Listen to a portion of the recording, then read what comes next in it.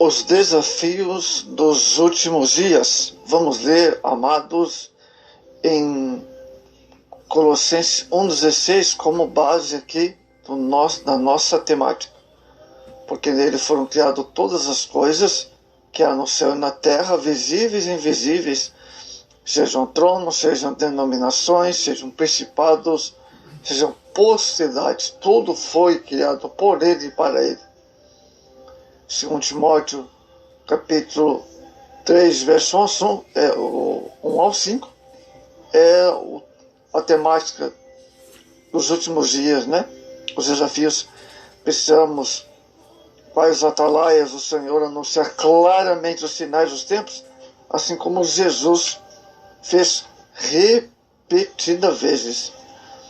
Amados, o texto de 2 Timóteo 3, 1, verso 5, trata de modo de proceder de pessoas da igreja que, sob aparente compromisso com a fé, verso 5, fazem instrumento para descoberta de seus pecados, usos, práticas reprováveis diante de Deus, na sua conduta pessoal, no seu testemunho, no procedimento doméstico, no trato com o próximo e na sua religião, simulada como se fosse verdadeira. Tiago 1,21. Os tais negam a eficácia da piedade, isto é, da santidade de vida. Tudo isto porque só demonstra os perigos e a gravidade da época presente. Fato predito no verso 5 só pode ocorrer dentro da igreja. Amados, pela vivida descrição bíblica já esboçada, a passagem também retrata, sem retoques, a infeliz realidade dos tempos pós-modernos, que vamos discorrer aqui.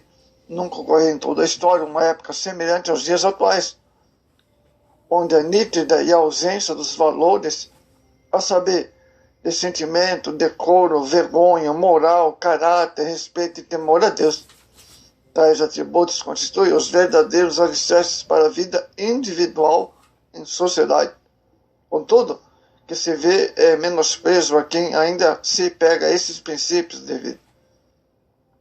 Contudo, estabelecidos por Deus, amados, tidos como opositores da fé em Cristo, como retrógrafos, sem conteúdo ou sentido algum, para a presente geração.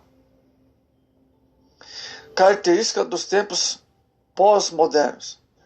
Sabemos que a humanidade experimentou diferentes momentos ao longo de sua história, com características bastante específicas que contribuíram para distinguir de forma clara uma época de outra. A era moderna, por exemplo, teve como marco o avanço do conhecimento humano, o advento da industrialização, predominância de luta ideológica e expansão de fé cristã ao redor do mundo, a proliferação das seitas e a aceitação das religiões orientais pelo Ocidente. Amados irmãos, já nos tempos pós-modernos nos quais estamos vivendo, são assimilados pelo progresso, mas sobretudo pelos conflitos e contradições oriundas da era moderna. Possuem, por isso mesmo, características bastante peculiares. Pelo fato, Paulo, o homem de Deus, viu esses males da presente era nos últimos dias. Verso 1 do capítulo 3 de 2 Timóteo. Amados, que precedem a volta do Senhor e previne os fiéis em todas as épocas, muitos e mais na atual. O homem vive de se gabar de seu grande conhecimento, dos seus feitos tecnológicos. Todavia, ele continua a regredir na verdadeira sabedoria, na retidão, na moralidade, em virtude de uma vida sem Deus e de progressiva prática do pecado. Veja Romanos 3, verso 1 a 9. Uma sociedade centralizada no homem, primeira característica dos tempos pós-modernos. Em primeiro lugar, a sociedade pós-moderna tem como base cérebro a declaração de que o homem é a medida de todas as coisas, Isso pressupõe a predominância da filosofia humanista, que o coloca como centro do universo em flagrante contra o ensino bíblico de que todas as coisas foram criadas para a glória de Deus. Salmo 73, 25. A expressão que melhor se adapta a esse perfil na leitura bíblica é em classe. Aqui na mensagem, melhor dizendo, diz a expressão amantes de si mesmo, verso 2 do mesmo capítulo aqui de 2 Timóteo 3, que estamos tratando, amados.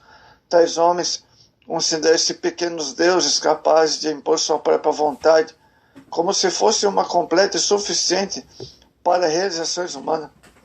A semelhança de Satanás, veja Isaías 14, verso 12, usou para si o direito de soberania que pertence exclusivamente ao Todo-Poderoso. Segunda característica da sociedade pós-moderna, uma sociedade centrada no relativismo.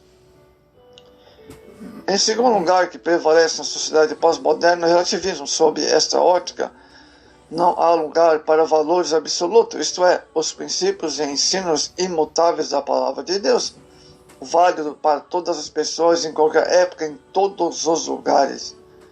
Esses são qualificados como impróprios poderes que vivem ao sabor de suas consciências e são prisioneiros do contexto das suas convenções sociais do momento, pois tolhem a liberdade de tais pessoas. Romanos, capítulo 1, o verso 18 a 32.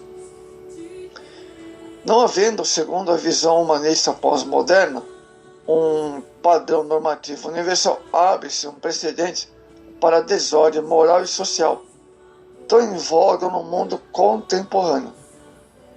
Cada um faz o que melhor lhe parece, ao fixar suas normas e condutas. Afinal, apegam os que vivem na região cinzenta, onde certo ou errado se confunde, onde tudo é relativo. Juízes 2:11. E nenhum lei superior lhes diga o que fazer. O que importa é priorizar o hedonismo. O prazer e a alegria dos tais são ilusórios, pecaminosos. Não provém de Deus, verso 4 do mesmo capítulo 3 que estamos vendo aqui. Os desafios das cosmovisões da humanidade. O quadro caótico, tão bem descrito pelo apóstolo Paulo, que vemos, retrata o comportamento da sociedade nos últimos dias. É o resultado de uma forma como as pessoas veem o mundo. A isso chamamos de cosmovisão. Em linhas gerais, a cosmovisão de cada indivíduo se constrói a partir de uma herança cultural, religiosa e social. Se tal pessoa conhece a Deus, teme a Ele e vive para Ele, é tudo muito diferente. O legado recebido pelo homem desde sua infância, influenciada o modo como ele se relacionará com o mundo. Provérbios 22:6. Há duas grandes cosmovisões em conflito. Primeiro, a cosmovisão naturalista. Essa primeira forma de ser humano considera o universo e é humanista, antibíblica e anticristã. Ela exclui a Deus como criador de todas as coisas e acredita que o universo e o homem são produto do acaso. Seus seguidores são aversos ao conceito da soberania divina e tratam as essências da humanidade como decorrentes de uma evolução da espécie, o que significa igualar a espécie humana a qualquer outro. Assim, a questão do homem para trás não provém de Deus, mas de fenômenos aleatórios. Esse é fruto da ignorância, amados, dos embustecimentos do homem, como resultado, amados irmãos, do seu afastamento e abandono de Deus, é a lei da sementeira e a colheita. Gálatas 6, versos 7 a 9. A cosmovisão judaica cristã. Os pontos principais da cosmovisão judaica procedem das Escrituras. Deus é criador de todas as coisas. há um propósito soberano em toda a obra da criação. Provérbios 16:14. Leis morais como um padrão de conduta para todo ser humano. Êxodo 13:9. Por ser fruto da revelação bíblica, esta cosmovisão é questionada por aqueles que excluem a Deus da história. Se o mundo existe independente de um Criador, afirma, nenhuma reivindicação de planejamento e propósito para o universo se me faz sentido. Contudo, a cosmovisão judaica cristã é a única que explica com lógica perfeita a criação de todas as coisas. Retrata a exata perspectiva a existência da humanidade. Atos 17, verso 24 ao 26. Por que não os homens preferem tortuosos caminhos da cosmovisão naturalista, ímpia, incrédula, herética, para explicar o mundo? Por que Deus esse século amado segura a mente a fim de que não compreendam a verdade da revelação divina? 2 Coríntios capítulo 4, verso 4.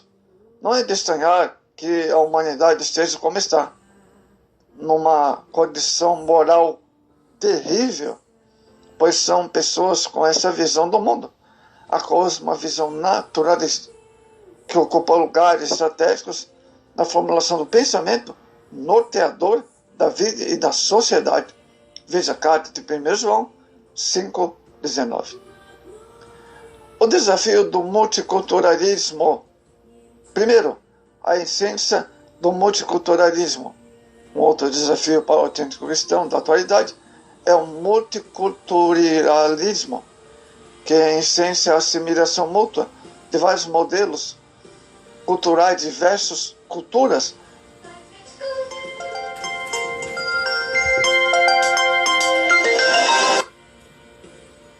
entre os povos em virtude do fenômeno mundial da globalização. Sabe-se que por trás das várias culturas, multiculturalismo, está camuflado o paganismo ímpio, hostil a Deus, a negação dos valores divinos, a teoria maligna e sutil da verdade relativa. O multiculturalismo deixa claro que não há nenhuma verdade universal. As verdades são particulares, relativas, e cada povo tem sua forma de atacá-las e expressá-las, contradizendo assim, abertamente, a verdade de Deus. Romanos capítulo 1, verso 24 ao 25. Segunda coisa, a fé cristã e o multiculturalismo. Surge então a grande pergunta: como expressar a fé bíblica cristã em meio ao generalizado multiculturalismo pós-moderno? Embora o quadro que acabamos de mostrar está a realidade possível e reprovável, Deus nos chama para viver a fé cristã nesta época de história. Precisamos discernir em cada cultura aquilo que é bíblico, extra-bíblico e antibíblico. Equipamos com necessários indivíduos, meios e instrumentos para a proclamação da verdade divina, sob a unção do Espírito Santo, que nos capacita para isso. Então, amados, o desafio dos pós-modernistas está em resumo. Então, amados, está bem claro aí os desafios, né? Amados, o conflito da pós-modernidade, portanto, não afeta apenas a sociedade secularizada, influenciada pelo humanismo anticristão, como a crise da nossa contemporaneidade, afeta a raiz, a consciência religiosa e a teologia da cristianidade. Mais que um desafio, a era pós-moderna é um movimento de descontinuidade da modernidade, amados, que não pode ser ignorado, mas compreendido, avaliado segundo a ótica cristocêntrica bíblica, amados.